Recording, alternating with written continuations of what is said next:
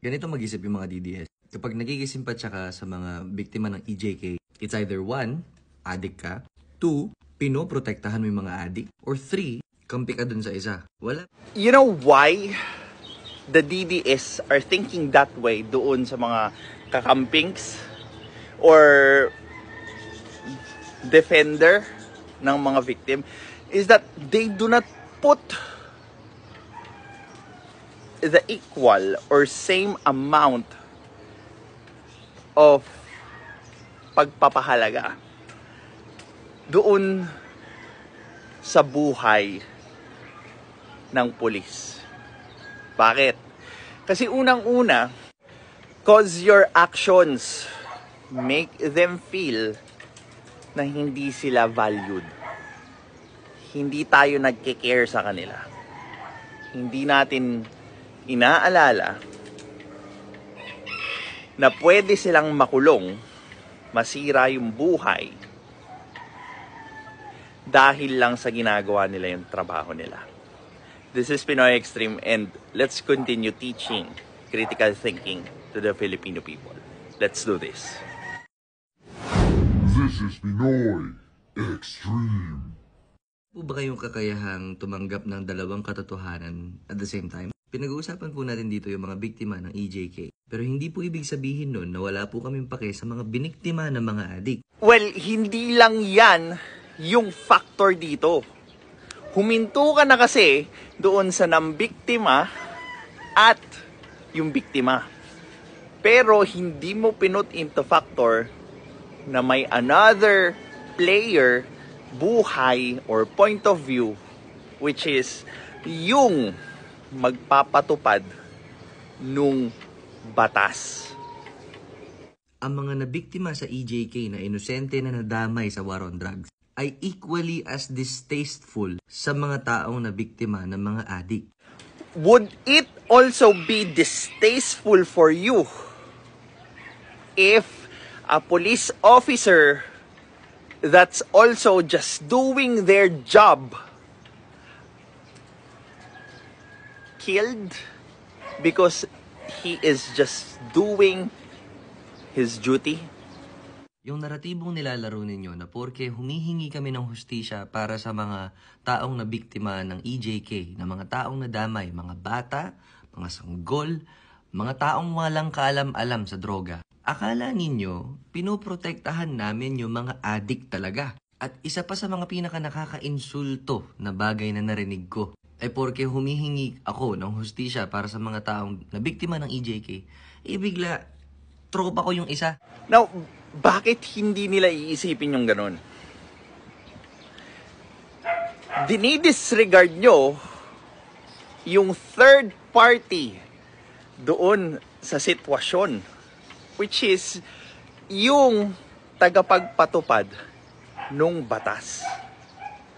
And kasama nung pagpapatupad nung batas ay pag-alam dun sa kung ano ba talaga yung nangyari o yung tama.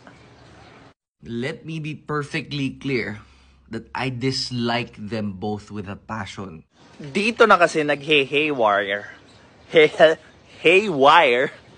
yung mga logical foundation ng mga subscribers sa partisanship. Pag dumating na yung pangatlong perspective. Silang dalawa. Buksan po sana natin yung kaisipan natin at huwag tayong tamad mag-isip. Kasi pwede naman. So, katamaran din ba yung tawag natin pag hindi natin in-include yung other perspective doon sa isang aksyon na pwedeng makaapekto ng sobra-sobra sa isang tao? Well, I'd understand if hindi nila alam. That's fine. Siguro for the first, it's excusable. But if you still persist on that kind of idea, kahit na alam nyo na, or you have a better idea than your old one, and hindi mo pa rin pinalitan iyon, it's going to be a choice. And whatever choice you make will surely affect or have an effect to how people will see you, how people will act on you, how things are going to be unfolding.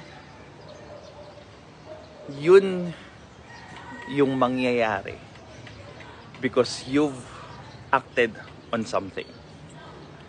Karamihan ng people or karamihan ng tao, hindi nila masyadong iniintindi yung weight ng ganong klaseng scenario, ganong klaseng mentality, ganong klaseng philosophy because of those reasons. Maybe hindi nila alam, tamad sila mag-isip, bias sila. So, again, one of my advocates here in the channel is to teach people critical thinking. Kaya nga, isa rin sa madalas kong pinuput forward is, do not be afraid to question me. Do not be afraid to have a different idea aside from my idea. What I am just asking people is, when the time comes, makipag-usap ka ng maayos sa akin so that we can gain something out doon sa pagtatalo natin.